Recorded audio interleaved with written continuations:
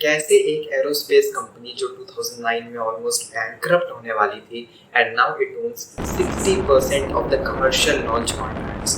इतना ही नहीं, in December 2010 it became the first private company to launch payload into orbits and return back to earth intact. कुछ ऐसा जो आज तक गवर्नमेंट एजेंसीज जैसे कि नासा और रॉसकॉस्मोस ही कर पाई हैं। अब जिनको रॉसकॉस्मोस नहीं पता, जैसे यूएस में नासा है वैसे ही रशिया में रॉसकॉस्मोस है।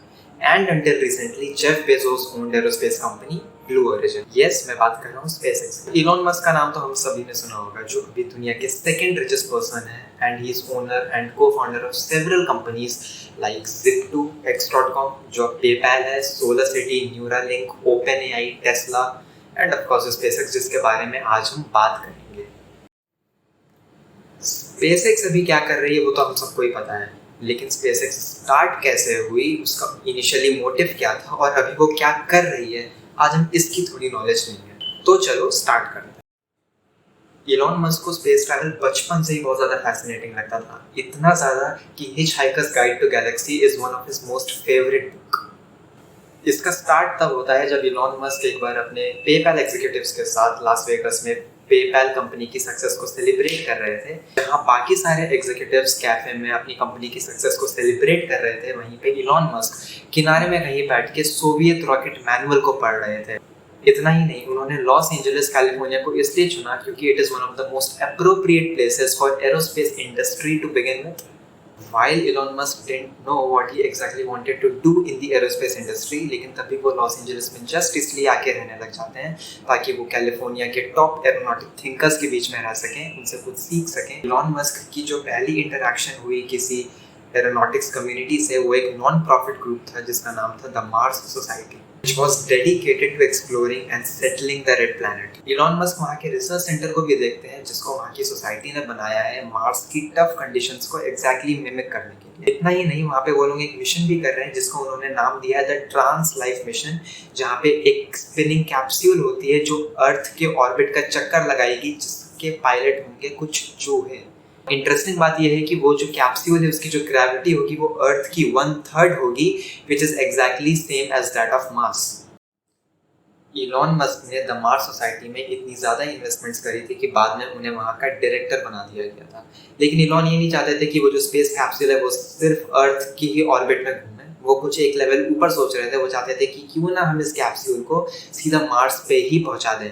बाद में इन्वेस्टर्स और ल्यूमिनरीज की मीटिंग बैठी जिसमें पता चला कि ऐसा करने में अराउंड $20 मिलियन का बजट चाहिए होगा, जो उस टाइम पे उतना उनके लिए फिजिबल नहीं हो पा रहा था। बाद में द मार्स सोसाइटी से इलॉन मस्क अपनी डायरेक्टर की पोजीशन से रिजाइन कर देते हैं और वो अपनी खुद की एक ऑर्गेनाइजेशन खोलते हैं जिसका नाम है the life to Mars foundation. Life to Mars foundation में बाद में इलॉन मस्क को ज्वाइन करते हैं माइकल ग्रिफिन, जिनकी एकेडमिक डिटेल्स उनके हर कोई हैरान हो जाएगा। उनके पास डिग्रीज हैं aerospace, electrical and civil engineering में, प्लस अप्लाइड फिजिक्स में भी, जो CIA और नासा जैसी जगह पे काम कर चुके हैं। और 2005 में वो नासा के हेड भी बन जाते हैं। ऐसा भी कहा जा सकता है कि अगर किसी ऑब्जेक्ट को हमें स्पेस में पहुंचाना है तो वो पहुंच पाएगा कि नहीं पहुंच पाएगा, और अगर पहुंचेगा तो कैसे पहुंच पाएगा, इसकी नॉलेज माइकल ग्रिफिन से ज़्यादा पूरे प्लैनेट में किसी को नहीं है। अदरवाइज वो उस चूहों से भरी कैप्सूल को मार्स में पहुंचाने के आइडिया को ड्रॉप कर देते हैं एंड इंस्टेड वो सोचते हैं कि क्यों ना एक रोबोटिक ग्रीन हाउस को मार्स पे लैंड कराया जाए। उन लोगों के पास सिर्फ बजट होता है अराउंड $20 to $30 मिलियन का, और बाद में जब कैलकुलेट करा गया तो पता चला कि इतना पैसा तो सिर्फ रॉकेट को लॉन्च कराने में ही चला जाएगा। लेकिन इलॉन मस्क अपने इस एरोस्पेस ड्रीम के लिए इतना ज़्यादा डिटरमिन्ड थे कि उन्होंने रशिया में एक अपनी ट्रिप भी प्लान कर ली, जहाँ पे वो पता लगाने वाले थे कि मोस्ट इकोनॉमिकली वो एक लॉन्च को कैसे अरेंज कर सकते हैं। इतना ही नहीं, इलॉन मस्क ने ये भी सोचा था कि वो रशियन से रिफर्बिश्ड इंटरकॉन्टिनेंटल बैलिस्टिक मिसाइल्स खरीदेंगे और उसको as a launch vehicle use करेंगे।